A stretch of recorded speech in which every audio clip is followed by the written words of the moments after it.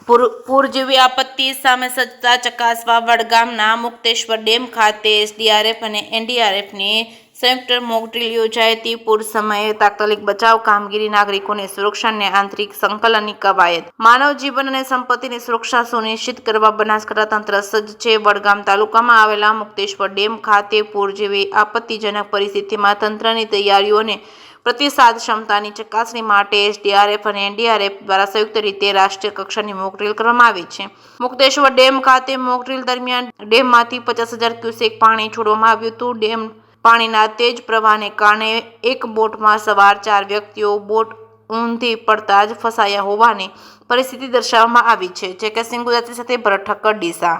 આજરોજ મુક્તેશ્વર ડેમ ખાતે NDRF, SDRF, મડાણાગઢ ખાતેની બટાલિયન દ્વારા જિલ્લા વહીવટીતંત્ર બનાસકાંઠાની મદદથી મુક્તેશ્વર ડેમ ખાતે એક મોક ડ્રીલનું આયોજન કરવામાં આવેલું, જેમાં 50,000 ક્યુસેક પાણીના છોડવાથી અને એક બોટમાં રહેલા 4 વ્યક્તિઓ બોટ ઊંધી પડી જવાથી તેમને સફળતાપૂર્વક રેસ્ક્યુ કરવામાં આવેલા, તેમજ નદી કાંઠાના નીચાણવાળા વિસ્તારોમાં પણ તે બાબતનું મોક ડ્રીલનું સંપૂર્ણપણે આયોજન કરી અને સફળતાપૂર્વક તેમનું રેસ્ક્યુ પણ કરવામાં આવેલું અને ઇવેક્યુએશન પણ કરવામાં આવેલું.